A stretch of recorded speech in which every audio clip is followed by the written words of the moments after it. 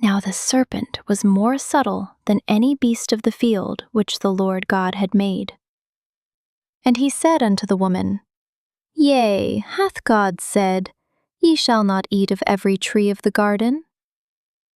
And the woman said unto the serpent, We may eat of the fruit of the trees of the garden, but of the fruit of the tree which is in the midst of the garden, God hath said, Ye shall not eat of it, neither shall ye touch it, lest ye die.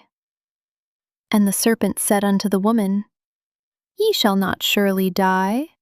For God doth know that in the day ye eat thereof, then your eyes shall be opened, and ye shall be as gods, knowing good and evil.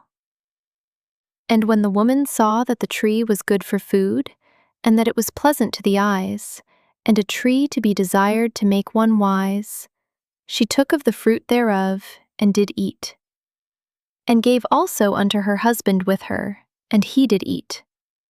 And the eyes of them both were opened, and they knew that they were naked, and they sewed fig leaves together, and made themselves aprons.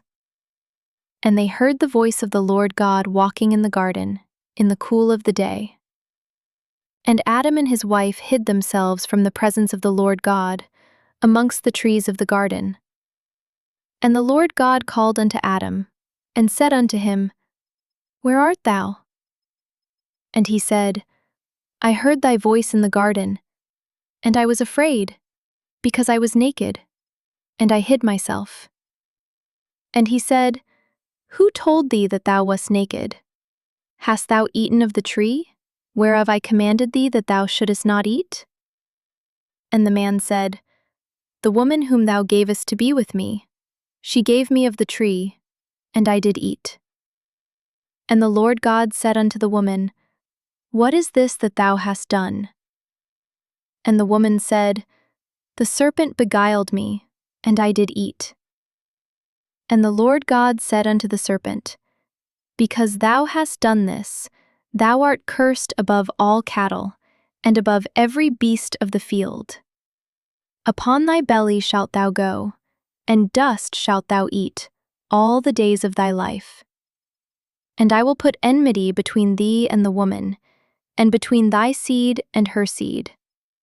It shall bruise thy head, and thou shalt bruise his heel. Unto the woman he said, I will greatly multiply thy sorrow and thy conception.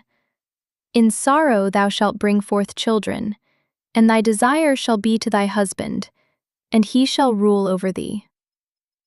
And unto Adam he said, Because thou hast hearkened unto the voice of thy wife, and hast eaten of the tree, of which I commanded thee, saying, Thou shalt not eat of it. Cursed is the ground for thy sake. In sorrow shalt thou eat of it all the days of thy life. Thorns also and thistles shall it bring forth to thee, and thou shalt eat the herb of the field. In the sweat of thy face shalt thou eat bread, till thou return unto the ground. For out of it wast thou taken. For dust thou art, and unto dust shalt thou return. And Adam called his wife's name Eve, because she was the mother of all living.